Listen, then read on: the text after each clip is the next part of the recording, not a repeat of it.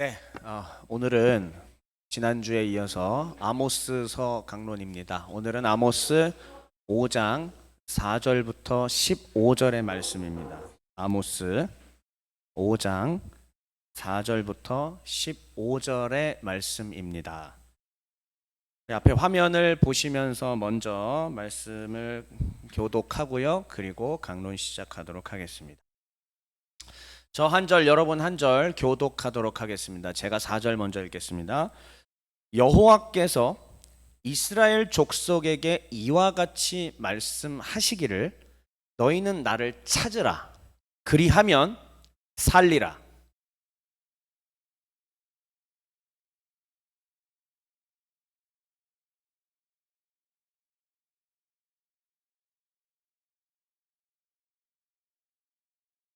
너희는 여호와를 찾으라.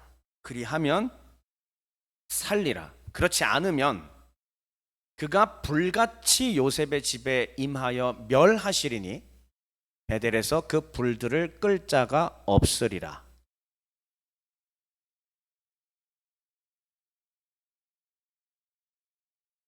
요성과 삼성을 만드시며 사망의 그늘을 아침으로 바꾸시고 낮을 어두운 밤으로 바꾸시며 바닷물을 불러 지면에 쏟으시는 이를 찾으라. 그의 이름은 여호와시니라.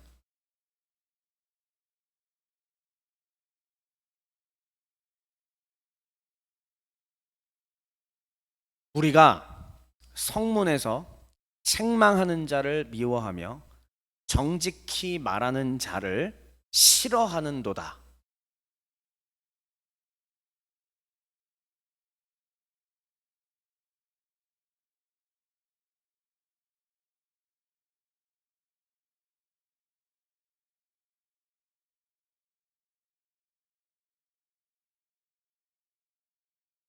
너희의 허물이 많고 죄악이 무거움을 내가 아노라.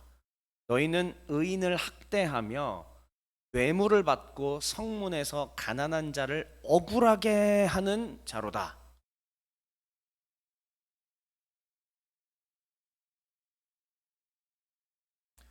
너희는 살려면 선을 구하고 악을 구하지 말지어다. 만군의 하나님 여호와께서 너희의 말과 같이 너희와 함께 하시리라.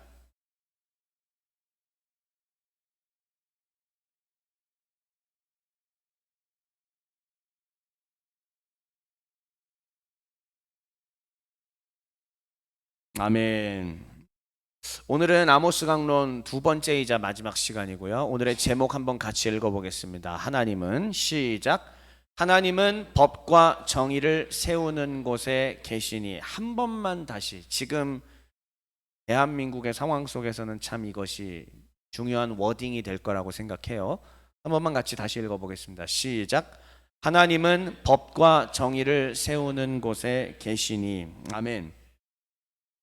저희는 지난 시간에 아모스 2장 말씀을 가지고 서너 가지의 죄라는 제목으로 유다와 북왕국 이스라엘의 죄악을 살펴보았습니다. 자, 오늘은 거기에 이어서 더 깊이 있는 얘기를 하겠다고 지난주에 미리 말씀드렸는데 오늘 5장 본문은 바로 그런 내용입니다.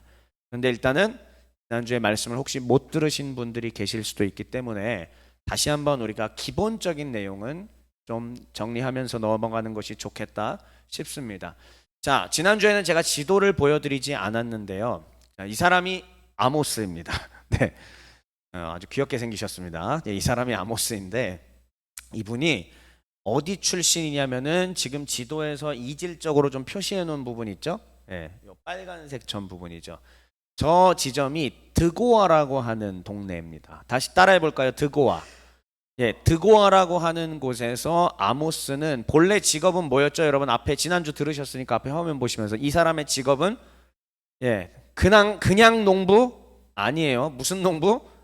큰 대농입니다. 대농. 그래서 돌무화과 나무 과수원을 제법 큰 규모로 경작하는 사람이었고 또한 여러 가축들을 돌보는 대농이었습니다. 그런데 이 대농인 그래서 평안하게 잘 먹고 잘 살고 잘 평안함을 누리며 살고 있었던 이 드고아의 한 대농 아모스에게 하나님께서 찾아오셨습니다. 그리고 하나님이 그를 부르셨습니다. 그리고 너는 이제 북왕국 지역에 가서 내 말을 전하라. 이 당시에 이스라엘은 나라가 두 개로 나눠져 있었습니다. 마치 우리나라 남한과 북한으로 나누어진 것과 마찬가지입니다. 그러나 우리처럼 휴전선이 있어서 서로 못 오가는 것은 아니고요. 자유롭게 오갈 수가 있었습니다. 남한국 출신들이 굳이 북왕국에 가서 살아야 될 이유는 없지만 그러나 하나님의 명령이 있었기 때문에 아모스는 그 길로 하나님의 부르심에 따라 모든 것을 정리하고 북왕국 지역으로 넘어가게 됩니다. 그곳에서 하나님께서 말씀하시는 대로 그가 하나님의 말씀을 선포하였으니 주로 어떤 말씀이냐면은 망한다. 망한다. 망한다. 심판하시겠노라는 하나님의 그 메시지가 선포되었습니다. 그래서 우리는 지난 시간에 어떠한 내용 때문에 과연 그러면 망한다라고 했느냐 이렇게 살펴보았습니다. 남한국의 죄는 간단하게 얘기하면 하나님의 법인 율법을 멸시했다는 것입니다. 우리나라에도 헌법이라는 것이 있죠. 헌법 밑에 법률이 있습니다. 그리고 대한민국은 민주공화국이기 때문에 이 헌법의 기초에서 법률에 따라서 모든 국가가 운영돼야 합니다. 그런 것처럼 이스라엘이라고 하는 나라도 똑같이 법이 있었습니다. 이들에 있어서 헌법은 뭘까요? 최상위법은? 아니 그 중에서도 최상위법이에요. 10계명입니다. 이 10가지의 계명인 10계명은 크게 두 가지로 되어 있습니다. 여러분 저를 보세요. 하나님을 향한 계명과 이웃을 향한 계명으로 딱 나눠져 있습니다.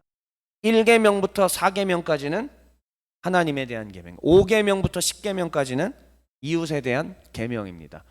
그러니까 하나님이 원하시는 나라의 가장 중요한 헌법적 가치가 이 두 기둥 가운데 세워져 있다는 사실을 확인할 수가 있습니다. 그러면 여러분 대한민국도 헌법이 있고 거기에 따른 세부 법률들이 있죠. 법률 아래는 또 뭐가 있고 뭐 지방령, 뭐 조례, 규칙 이런 것까지 다 있지 않습니까? 자, 그러면 하나님의 법인 이 율법 중에서 헌법에 해당하는 10계명의 아래에 있는 법률들에는 뭐가 있을까? 저를 보세요. 처음 듣는 얘기일 수도 있습니다. 이 거대한 율법의 덩어리들이, 법률의 덩어리들이 성경에 어디에 있냐면은 출애굽기 10계명이 선포된 20장 이후로 23장까지 딱 나옵니다. 이게 첫 번째 법률이에요. 그리고 두 번째 법률은 이 법률에 대해서 더 재해석된 확장 해석된 법률이 나옵니다. 그게 저희가 몇 달 전에 살폈던 신명기 법전이에요. 신명기 몇 장부터 몇 장이었죠? 12장부터 26장까지였습니다. 그래서 이 출애굽기에 있는 이 법전을 가리켜서 따라해 볼게요. 언약법전. 네, 다시 한번 중요한 거예요. 크게 한번 따라해 볼게요. 언약법전. 예, 언약법전이라는 게 있고, 그리고 광야 40년을 지나고 이제 이 땅에, 가나안 땅에 들어가기 직전에 다시 한번 재확장된 해석이 신명기 법전이라는 겁니다. 언약법전과 신명기 법전이라는 게 있고, 그 사이에 그러면 광야 시절에 이거는 다른 나라의 법률과는 전혀 다른 살아계신 만군의 여호와 하나님과 만나기 위하여 우리의 죄를 어떻게 씻을 것인지에 대한 법률적 규정을 다룬 게 레위기 17장 이후 부분입니다. 그게 따라해 볼게요. 성결법전. 다시 한 번만요. 성결법전. 그러니까는 지금 구약 성경의 이 법률은 크게 뭐가 있다. 세 가지가 있는데 첫 번째 출애굽기에 언약법전이 있고요. 그 다음에 재확장된 신명기 법전이 있고 광야 생활 때에 하나님이 주셨던 성결법전이 있다. 이렇게 이해하시면 됩니다. 그러면 지금 이스라엘 백성들은 이후에 가나안 땅에 들어갔죠. 가나안 땅에 들어가서 뭘 갖고 살아야 돼요? 어떤 법률의 기초에서 살아야 될까요? 이 법률의 기초에서 살아야 됩니다. 맞습니까? 제 말에 동의가 되시죠? 다시요. 이 세 가지 법률의 기초에서 살아야 돼요. 그게 하나님이 정하신 법률입니다. 하나님이 그렇게 하라고 법률을 주신 거고, 그리고 가나안 땅에 들어가서 하나님의 법률이 통치되는 그러한 나라를 만들라고 말씀하신 거예요. 그런데 이제 화면 다시 보시죠. 지난주에 들었던 겁니다. 남한국은 이 하나님의 법률을 어떻게 했다? 무시했어요. 멸시했습니다. 북왕국은 마찬가지인데 북왕국은 그 정도가 훨씬 더 심합니다. 자, 하나님이, 여러분 우리 학생들도 계신데 잘 생각해 보세요. 하나님 나라의 법이 과연 돈의 노예가 되라고 말씀하셨을까요? 잘 생각해 보세요. 누가 나에게 돈만 많이 준다 그러면은 바로 그 사람을 칼로 담궈버린다든지 죽이든지 위해를 가한다든지 이러한 나라 만들라고 하나님이 설마 하셨겠습니까? 답변해 보세요. 아니죠. 당연히 아니에요. 하나님은 오히려 원수도 사랑하라. 예를 들면은 내가 진짜 싫어하는 사람이 있는데 내가 이 진짜 싫어하는 사람이 가축을 잃어버렸어. 근데 그 가축을 내가 찾았어. 그럼 이 사람 나의 원수죠. 그럼 여러분들 같으면은 이 사람 재산인데 찾아줄 거예요, 안 찾아줄 거예요? 진짜 미워하는 사람이에요. 정말 싫어하는 사람이에요. 안 찾아주겠죠. 감춰버리지 않겠습니까? 네, 그런데 하나님의, 다시요, 이 법률은, 하나님의 법률은 언약법 전에는 뭐라고 되어 있는지 아세요? 찾아서 주되 잘 먹여서 주라고 해요. 이게 하나님의 사랑입니다. 이게 하나님의 법률이에요. 그런데 돈의 노예가 된다, 말이 안 되죠. 인권을 유린한다, 생존권, 가장 가난한 사람이라 할지라도 이 생존권을 박탈하지 못하게 법으로 정해놓으신 분이 우리 하나님이십니다. 그리고 이스라엘 형제들은 서로 노예 삼지 않기로 하는 것이 하나님의 법률입니다. 그런데 우리는 지난번에 열왕기하 때에 선지자 생도의 아내의 두 아들이 팔려갈 위기도 살펴보았죠. 그리고 여기 지금 아모스 시대에는 남한국, 북왕국의 상황이 어때요? 인권 유린입니다. 생존의 기본권마저 짓밟아버린 그러한 끔찍한 모습을 확인할 수 있습니다. 그리고 하나님은요, 성적으로 타락하라고 하셨어요? 하지 말라고 하셨어요? 이건 뭐 너무나 말도 안 되는 질문이기는 한데, 그렇죠?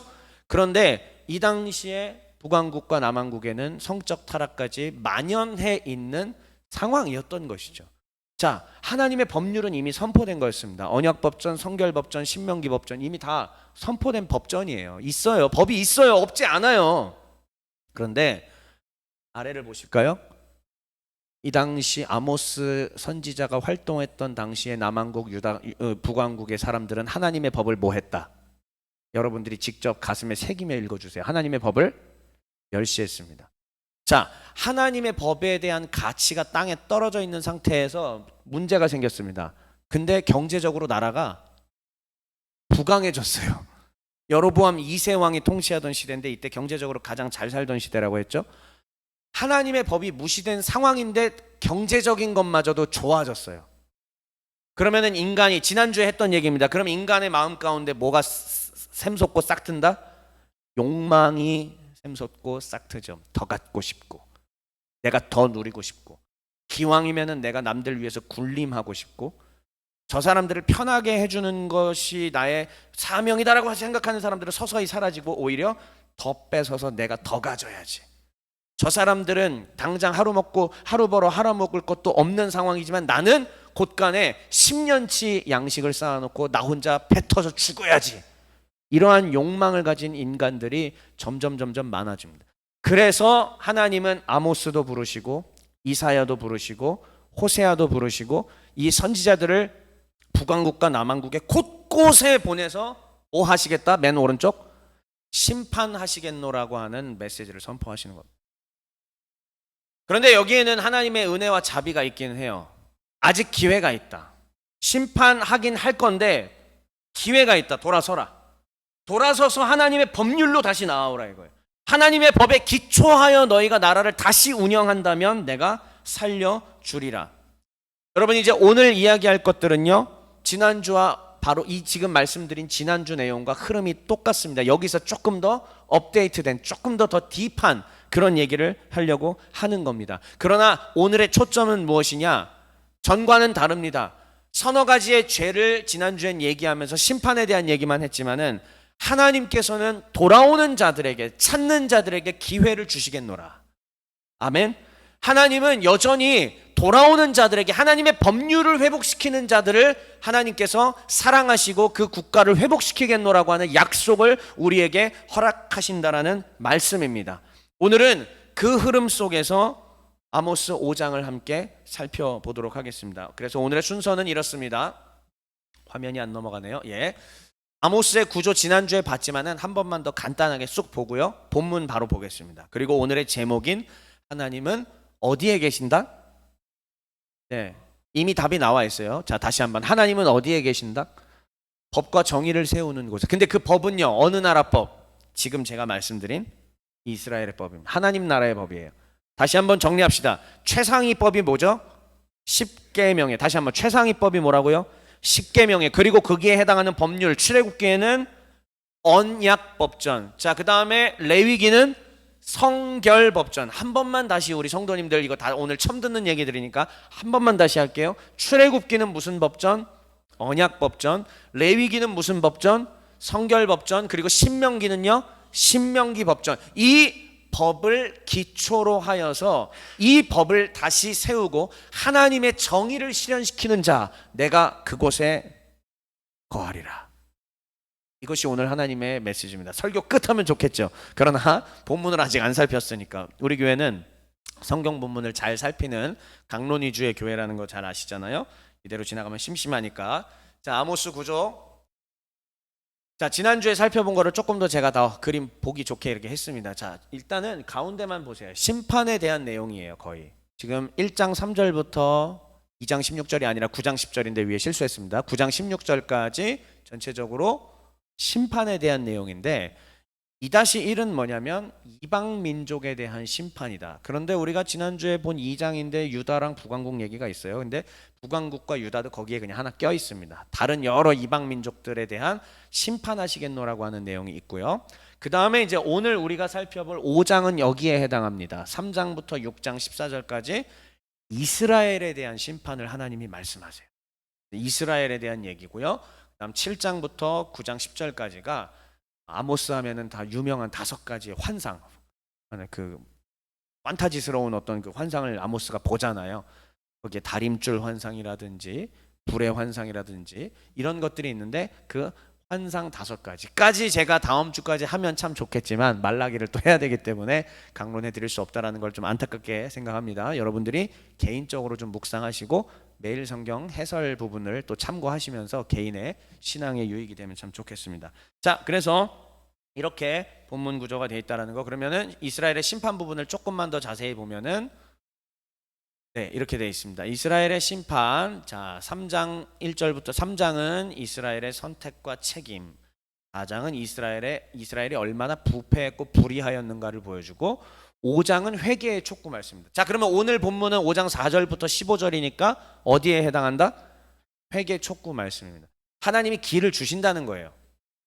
그러니까는 정말 타락한 모습을 오늘 보여줄 겁니다. 어디까지 북왕국이 망가졌는지를 보게 될 거예요. 그러나 하나님은 여전히 돌아서고 회개하고 하나님을 찾는 자들에게 기회를 주신다라는 그 말씀을 보게 될 것입니다. 자, 그러면 이제 오늘 본문 바로 들어가서 아모스 5장 4절부터 15절을 볼 건데, 자, 우리 학생들도 성경이 이렇게 정말 짜임새 있게 돼 있다라는 것을 확인할 수 있습니다. 오늘 본문이요, 이렇게 생겼어요.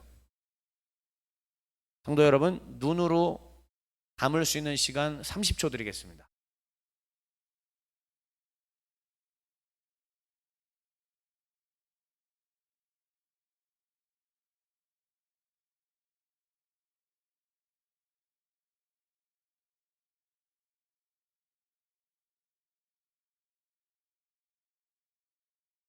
(30초) 너무 긴 것 같아서 20초만 드렸습니다. 자, 이게 성경 오늘 본문이 이렇게 짜임새 있게 되어 있어요. 이런 구조를 말하지 않겠습니다. 자, 여기 학생들도 있으니까 또 어려운 말인데, 자, 그래서 5장 4절부터 6절은 명령인데 한번 읽어볼게요. 명령의 내용. 여호와를 시작. 맨 아래 14절 15절 명령도 읽어보세요. 시작. 한 번만 다시요. 위에요. 여호와를 시작. 아래요. 답이 사실 다 나왔습니다. 이미 본문에서 답이 나왔어요. 자, 그래놓고 이게 명령인데 그것을 더 극대화하고 설명하기 위해서 아모스는 어떻게 하느냐? 고발을 합니다. B 파트가 고발인데요. 7절 그리고 10절부터 13절은 어떤 식으로 고발을 하느냐? 이들이 하나님의 이 법률을 다 뭐 했다? 내팽겨 쳐버렸다. 라는 것을 고발합니다. 그런데 가운데는 생뚱맞게 하나님을 높이는 내용들이 나와 있어요. 근데 사실 생뚱맞은 게 전혀 아닙니다. 왜요? 우리의 이 하나님이 이렇게 위대하시고 우리를 지으시고 심판하시는 여호와 하나님이신데 너희가 이럴 수 있느냐라는 얘기죠. 자, 그러면 저는 오늘 본문은 여러분 정말 놀라시겠지만은 거꾸로 갑니다. C에 해당하는 8절 9절을 먼저 보고 그 다음 7, 10, 13 그 다음 A 파트 이런 식으로 오늘 성경을 보도록 할게요. 바로 가겠습니다. 하나님의 음성이 들리길 바랍니다. 자, 먼저 우리 하나님이 어떠한 분이신지 아모스가 어떻게 묘사하는지 한번 보도록 할게요. 8절부터 9절 말씀 한번 읽어보겠습니다. 시작.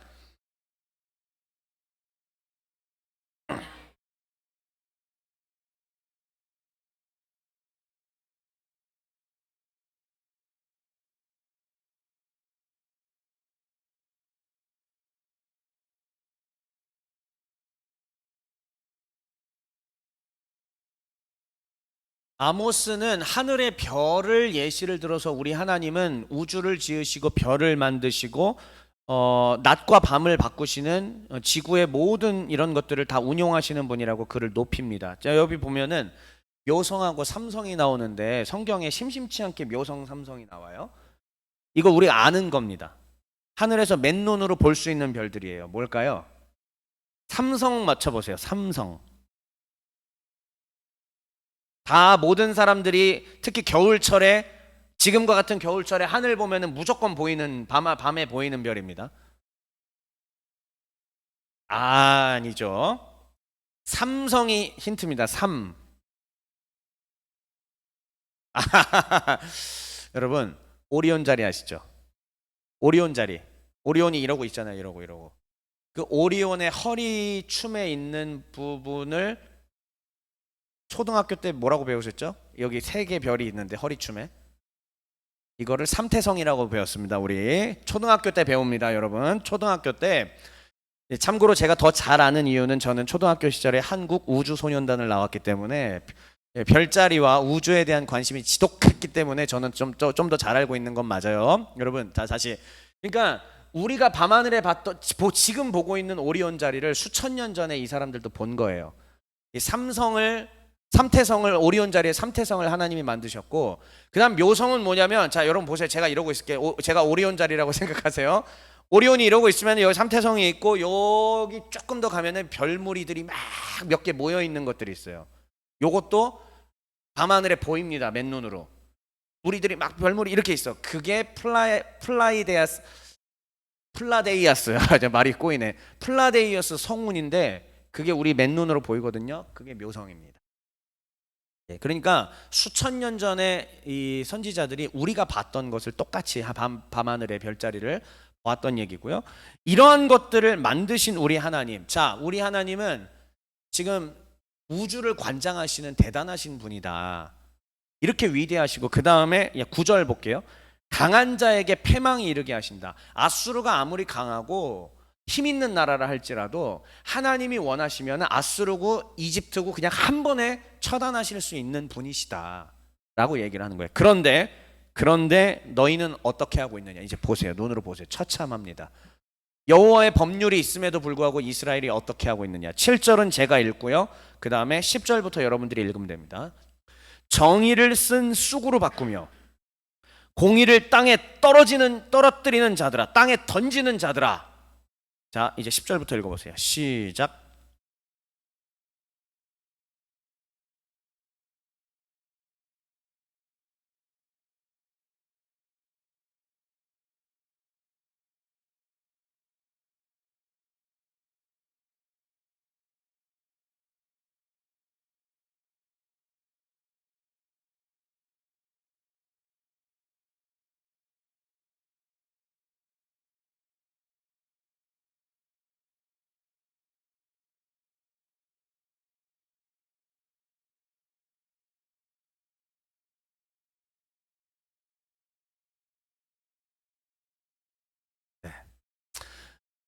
하나님은 우주를 창조하시고 북왕국도 남왕국도 다 관장하시고 아수르마저도 하나님이 그냥 손으로 한 번에 꾹 누르면은 아수르도 찌그러질 수 있는 그러한 위대한 능력을 가진 분이다.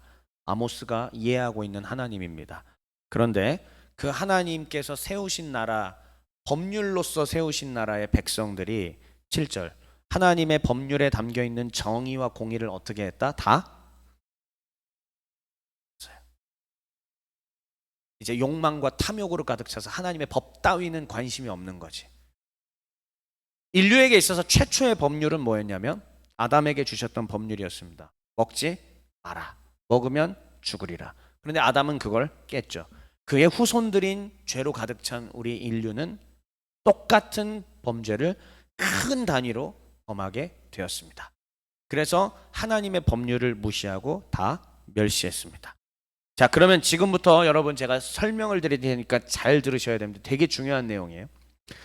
지금 여기 성문이라고 보이세요? 성문과 성문. 성문이 이 당시에 성문은요 그냥 성의 문이 아니에요. 성문은 무슨 기능을 하고 있었느냐? 그 앞에서 회중들이 다 모여 있고 백성들이 모여서 마을의 가장 지도자가 뭐를 하느냐? 재판하는 곳입니다. 그러니까 성문이라는 단어가 나오면은 뭘로 이해하셔야 되냐면 여기는 재판장이다. 법률적인 것으로 이해하셔야 돼요. 법이 집행되는 곳으로 이해하셔야 됩니다. 자, 그런데 이 법률이 집행되는, 다시 말하면 하나님의 법대로 공정해야 되는, 정의로워야 되는 그곳에서 지금 무슨 일이 벌어지고 있느냐? 책망하는 자를 미워하고. 자, 보세요. 이게 지금 하나님의 법인지 아닌지. 여러분 학교에서 우리 어떻게 배워요? 정직하게 하라고 해요? 거짓말 치라고 해요? 당연히 정직하라고 하죠. 근데 정직하게 말하는 자를 지금 싫어하는 상황입니다. 어디에서요? 재판장 앞에서. 힘없는 자를 밟고 있습니다. 미래 부당한 세금을 걷어들였습니다. 부당한입니다. 핵심은 부당한 세금, 정당한 세금이 아니라 부당한 세금을 걷어들였습니다. 그렇게 해서 많이 걷어들인 권력자들이 돈이 많아졌으니까 다듬은 돌로 집을 건축했다. 일반 백성들은 다 허름하게 집을 졌을 거 아니에요. 근데 다듬었어. 얼마나, 그러니까 거기에는 노동력이 들어가요. 돈 많이 주고 했을 거 아닙니까? 돈이 많다는 뜻이에요. 사람들 막 부당하게 다 착취해가지고. 그런데 그렇게 해서 집을 짓게 되지만 너는 거기 머물지 못할 것이다. 네가 남들의 돈을 뜯어서 남들을 짓밟아서 아름다운 포도원을 만들었어도 그 포도주를 마시지 못할 것이다. 의인을 학대합니다. 뇌물을 받고 성문에서, 자 보세요, 이제 뇌물을 받고 성문에서 가난한 자를 억울하게. 이거 쉽게 얘기하면은 내가 돈 받고요, 판사가 내가 돈을 받고 재판을 어떻게 하는 거예요 지금? 내가 돈 받고 저 사람에게 유리하게 해주는 거예요. 내가 아는 사람에게 유리한 판정을 해주는 겁니다. 힘이 있는 사람을 위해서 재판을 유리하게 끌어주는 것. 지금 그러한 일이 어느 나라에서 이루어지고 있다? 만군의 여호와의 이름으로 일컬음 받는, 만군의 여호와의 법률을 가지고 있는 나라에서 지금 이러한 일이 벌어지고 있다는 것입니다. 자, 그러면 고발을 했어요. 살 길이 있어야 될 거 아닙니까? 하나님이 오늘은 회개를 촉구하는 단락이니까요. 하나님이 우리에게 살 길을 주십니다. 이제 보세요. 오늘의 본문의 첫 번째 부분인 4절부터입니다. 자, 4절 말씀을 제가 읽고요. 그 다음 5절부터, 베델이라고 되어 있는 5절부터 여러분들이 읽으시면 됩니다. 여호와께서 이스라엘 족속에게 이와 같이 말씀하시기를. 아닙니다. 여기서부터 여러분들이 읽을게요. 너희는, 시작.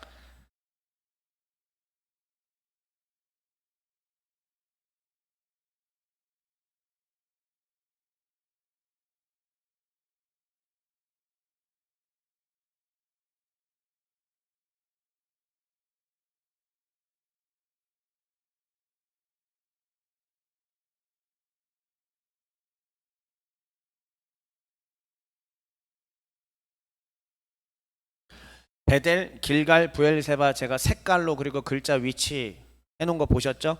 네, 아모스는 이런 걸 의도하고 글을 쓴 겁니다.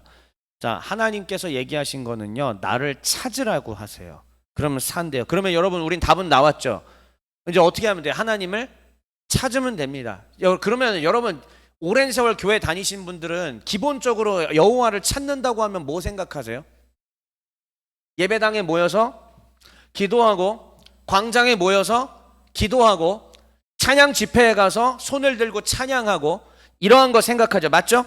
아니면 자기 방에서 묵상을 매일 성경을 본다든지 아니면은 자동차에서 찬양 음악을 틀으면서 하나님하고 찬양하고 간다든지 맞습니다. 틀리지가 않아요.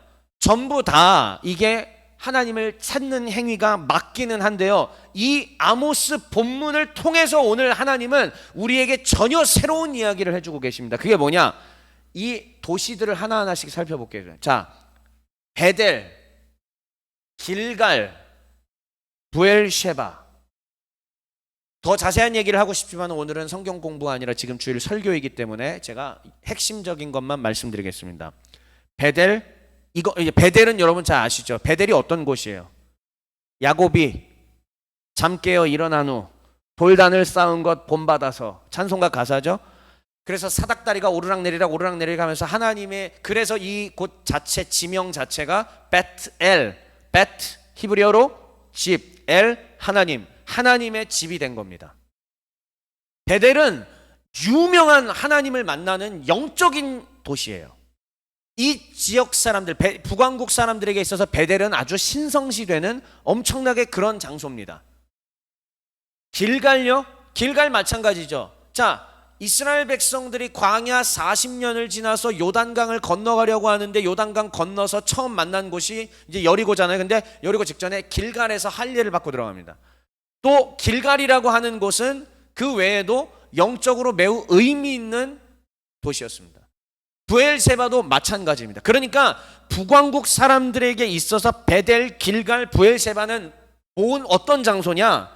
영적인 장소, 집회, 하나님 계신 곳, 찬양이 있고 기도가 있고, 오늘날로 따지면은 스피커가 세워져 있고 많은 몇만 명 사람들이 모여 있고 거기서 막 기타도 치고 드럼도 치고 막 노래하고 그다음 주여 하면서 천둥 치는 소리 같이 사람들이 기도하는 바로 그런 장소, 거기가 어디야? 베델, 길갈, 부엘세바라는 거예요. 그런데 여러분, 하나님은 아모스를 통해 무엇이라 말씀하셨습니까? 나를 찾으라, 그러면 살리라. 그런데 나를 찾는 것이 베델과 길갈과 부엘세바를 방문하는 게 결코 아니다라고. 우리의 상식으로는 여호와 하나님을 찾는다면은 집회에 가야 됩니다. 찬양 집회에 가야 되고 기도원에 가야 되고 정말 많은 사람들이 모여서 성경을 배우는 곳에 가야 합니다. 맞죠? 틀리진 않습니다. 오해하지 마세요. 틀린 게 아니에요. 그런데 지금 아모스의 배경에서 하나님은 뭐라고 얘기하시느냐? 이 베델과 길갈과 부엘세바로 가는 게 너희가 날 찾는 게 아니라는 얘기예요. 오히려 베델에서 그 불들을 끌 자가 없을 것이라고 얘기하고 계십니다. 그러면 어떻게 해요, 하나님? 우리는 어디 가서 당신을 만날 수 있습니까? 어디 가서 당신을 찾을 수 있습니까? 라고 할 때에 하나님은 이렇게 말씀하시는 것입니다. 오늘 본문의 마지막 부분이에요. 여호와를 찾는 게 무엇인지 하나님은 아모스를 통해 수천 년의 시공간을 초월해서 오늘 2024년에 12월에 대한민국에 예배드리는 한국교회 성도들에게 지금 이 자리에서 말씀하고 계십니다. 14, 15절 읽어보세요. 시작.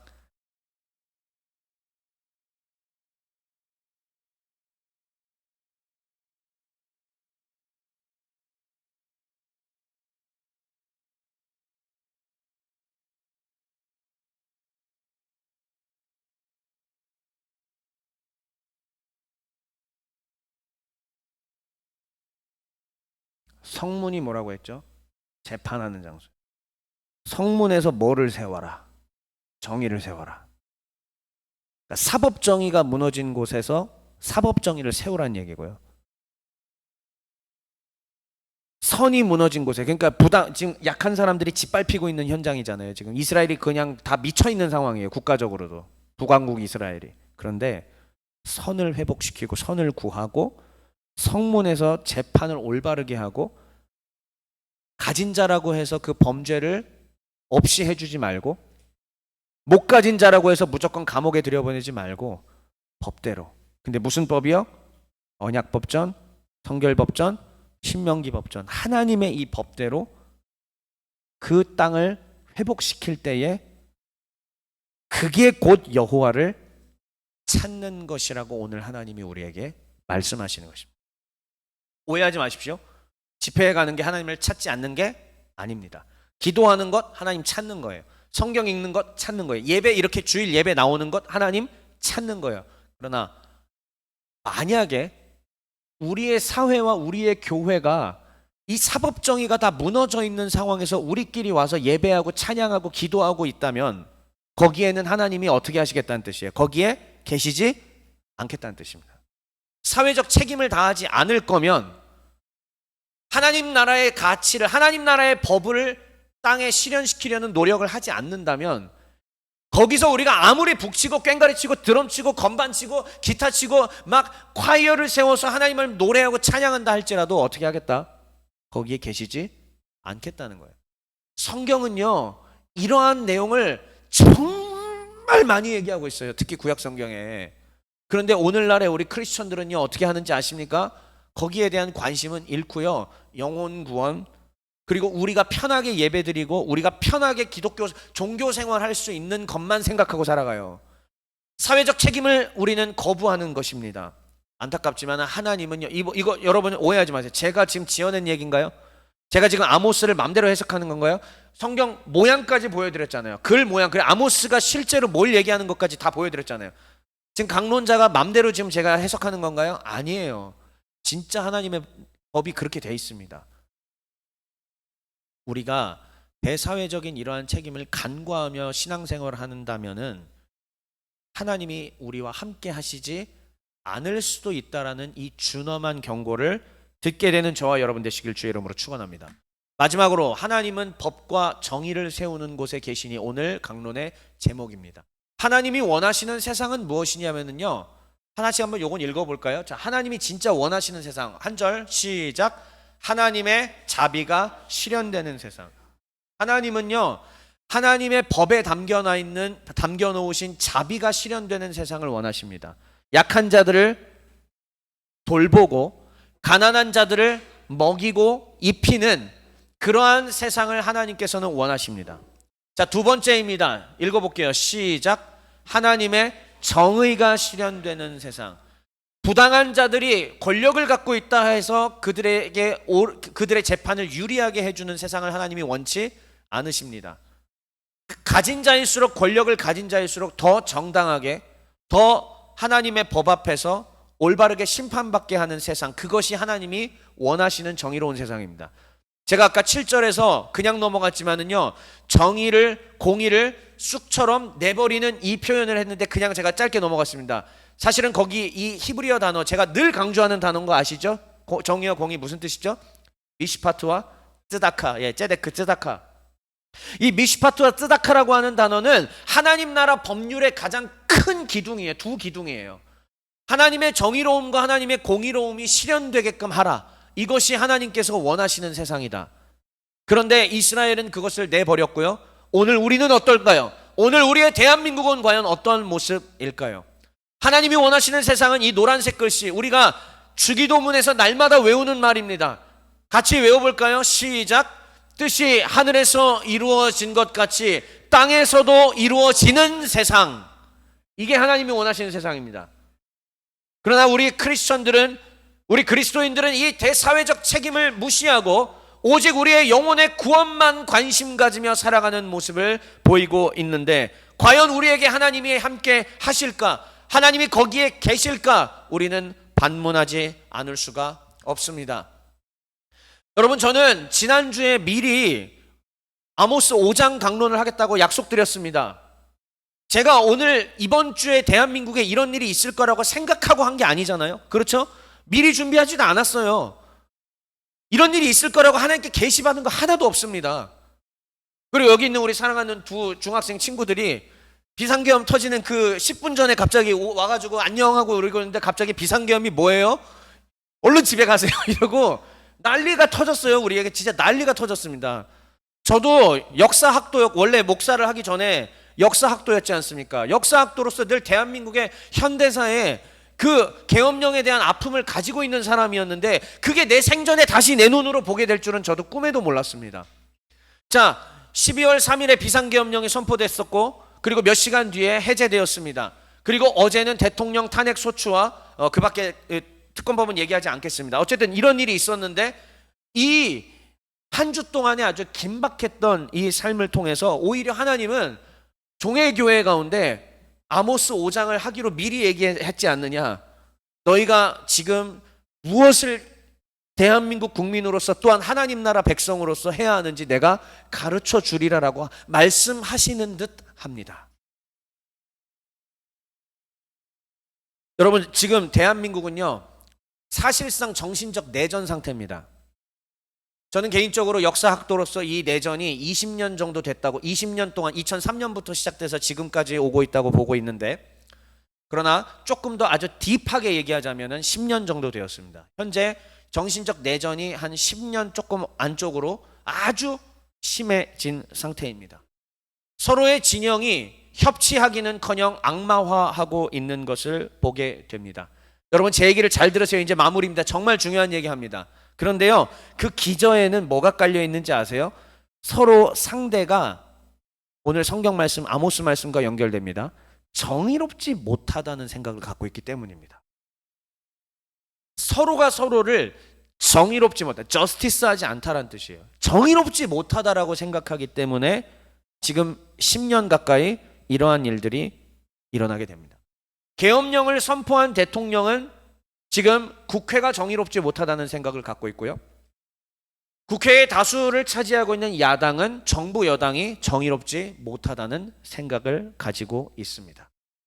그래서 그러한 확신 속에서 계엄령이 선포됐고, 그러한 확신 속에서 계엄령을 해제하게 되고, 그러한 확신 속에서 국회의 여러 가지 상임위원회에서 여러 가지 현안 질의들이 오가고 있고, 그리고 국회 본회의에서 탄핵 소추안까지 지금 오르고 부결된 그런 거, 우리 어제 다 보지 않았습니까? 그러한 일까지 지금 서로가 정의롭지 못하다라는 확신 속에서 그 일이 이루어지고 있다는 말씀입니다. 저는 이러한 상황 가운데 이러한 얘기를 한번 해보고 싶습니다. 하나님께서 이 말씀을 준비하면서 이러한 생각들을 주셨는데요, 과연 대한민국에는 하나님이 계신가? 우리는 되게 쉽게 얘기해요. 흰옷을 입은 하나님의 민족, 흰옷을 입은 주의 백성, 동방의 예루살렘, 1907년 평양대 부흥의 사건을 이야기하면서 여전히 하나님은 대한민국에 희망과 소망을 두고 계시고 한국 사람들이 이 복음을 사수하는 거라고 생각하고 있습니다. 그러나 과연 그럴까? 예수 그리스도를 믿는 사람들은 많고 교회는 5만 개 이상이 세워졌으며 전 세계에서 가장 큰 교회들이 대한민국에 몰려 있습니다. 그러나 다시 한번 묻습니다. 대한민국에 과연 하나님은 계신가? 아모스서에 의하면은 하나님은 베델과 길갈과 브엘세바 같은 열광적인 종교 집회가 아니라 하나님의 법과 정의가 실현되는 곳에 계신다라고 말씀하고 있습니다. 그런 면에 있어서는 과연 우리는, 여러분들이 어느 당을 지지하시든지 간에 그건 상관하지 않습니다. 모두에게 똑같이 적용되는 이야기예요. 과연 하나님의 법과 정의가 실현되고 있는가를 볼 때에 대한민국에 하나님이 계신가? 반문하지 않을 수가 없습니다. 저는 지금 현재 대한민국에 하나님이 계신지 진짜 모르겠습니다. 집회에 참석해서, 저도 집회를 인도하는 사람이고, 이런 얘기 드려서 조금 이상하지만 저도 목회자로서 여러분들에게 종교 서비스를 제공하는 사람이고, 여러분들은 종교 서비스를 받고 만족함을 누리는 사람들이고, 우리 모두가 그러한 행위들을 하고는 있지만 진짜 여호와의 법대로 하냐 이거야.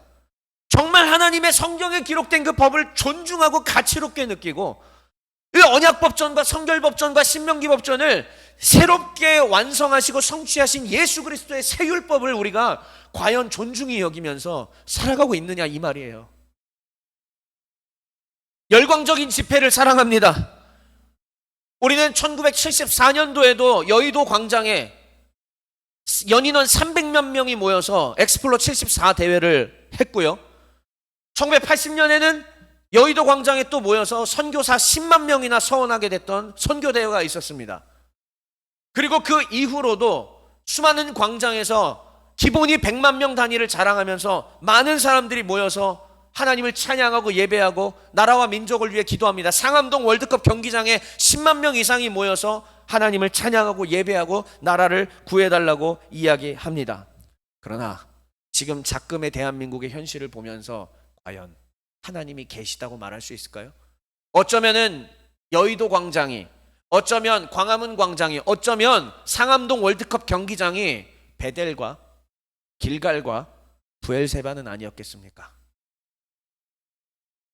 작금의 현실 앞에 하나님이 대한민국에 계시다고 자신 있게 이야기할 수 있는 분들 계십니까? 반면에 언론을 통해서 드러나는 교회는 거룩성을 상실한 지 너무 오래되었습니다. 교회가 소금과 빛의 역할을 감당하지 못하기 때문에, 교회가 정말 하나님의 이 법에 근거한 거룩을 잃어버렸기 때문에, 그러니까 사회도 썩는 거예요. 사회가 썩으니까 서로가 악마화하고, 크리스천들도 서로를 악마화하고, 품어주지 못하고 용납하지 못하는 모습들, 이게 우리의 학교에서 자라나는 세대들도 똑같이 그렇게 하고, 대학생들도 마찬가지고, 직장인들도 마찬가지고, 우리 모두가 다 그러한 모습으로 변해가고 있는 건 아닐까요? 교회가 제대로 빛의 역할을 감당한다면, 교회가 정말 하나님의 법률을 선을 구하며 하나님의 법을 세우려고 하고 한다면 하나님은 거기에 계실 겁니다. 하나님은 지금도 하나님의 법을 세우는 한 사람을 찾고 계십니다. 믿으십니까? 지금 비록 우리는 작은 교회로서 이곳 이 부천에 자리를 잡았지만, 하나님은 우리를 통하여 반드시 하나님의 거룩한 빛과 소금의 역할을 우리를 통하여 하기를 원하신다고 믿습니다. 우리가 그 일들을 해낼 때, 그리고 하나님의 법과 정의를 세울 때, 성문에서 굽어져 있었던 이 재판을 공정하게 만들 때에, 그때 하나님은 다시 한번 우리를 통해 대한민국 가운데 함께 하실 것이라고 믿습니다. 그러므로 그리스도인들의 의무입니다. 첫째, 같이 읽어볼게요. 하나님을 시작. 그러니까 제가 오해하지 말라는 말을 많이 드린 겁니다. 그렇다고 하나님을 예배하지 말라는 얘기가 아니잖아요. 길갈과 베델과 브엘세바 자체가 다 문제라는 얘기는 아닙니다. 여전히 우리는 말씀과 기도와 찬양 가운데 우리의 해야 될 일을 해야 합니다. 예배해야 합니다. 그래도 하나님을 찾아야 합니다. 그러나 두 번째입니다. 읽어보시죠. 시작. 하나님을 사랑하고 찬양하고 예배하고 기도하는 만큼 반드시 하나님의 법에 근거해서 해야 합니다. 반드시 여호와의 법을 아셔야 됩니다. 구약의 율법이 타락한 거라고요? 아닙니다. 나중에 제가 로마서 다 설명해 드릴게요. 바울은 그렇게 얘기한 적이 없습니다. 율법은 지금도 기능하고 있습니다. 하나님의 율법은 구약에 기록되어 있는데 그럼 구약이 가짜라는 얘기예요? 아니잖아요. 하나님의 법은 지금도 역사하고 계시고 지금도 효력을 발휘하고 있습니다. 우리가 하나님을 예배하는 만큼 하나님의 법을 이해해야 합니다. 세 번째 읽어볼게요. 시작.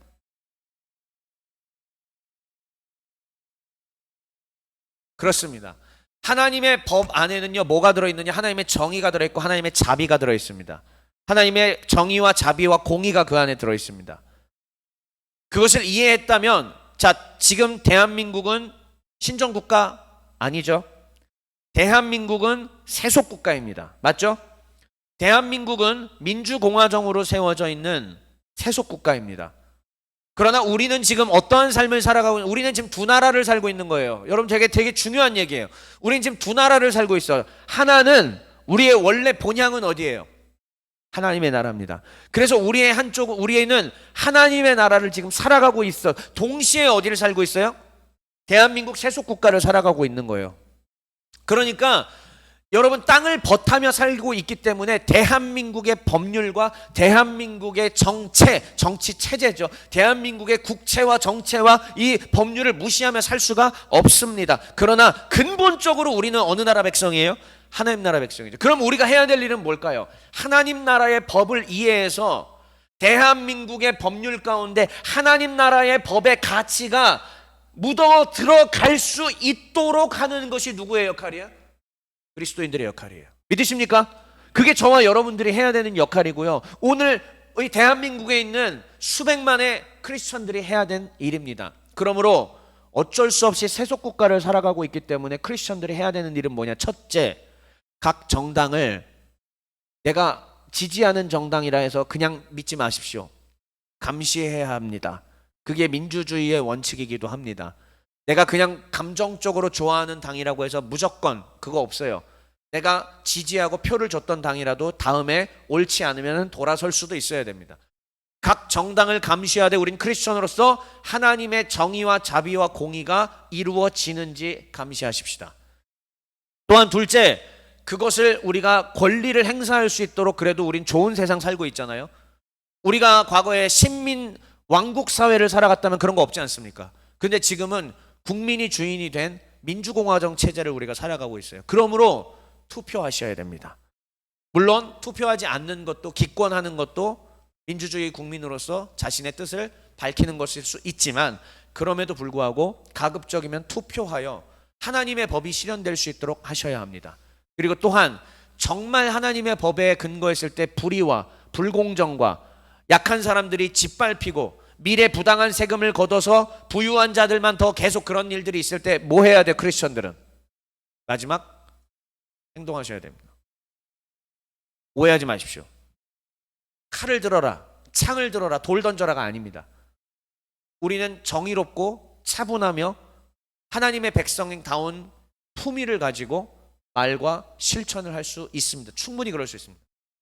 반대적인 생각을 가진 사람에게 소리 지르면서 욕짓거리 하지 않을 수 있습니다. 서로 품위 있게 정말 진정으로 마음을 통하며 대화할 수 있는 사람들이 전 크리스천이라고 믿습니다.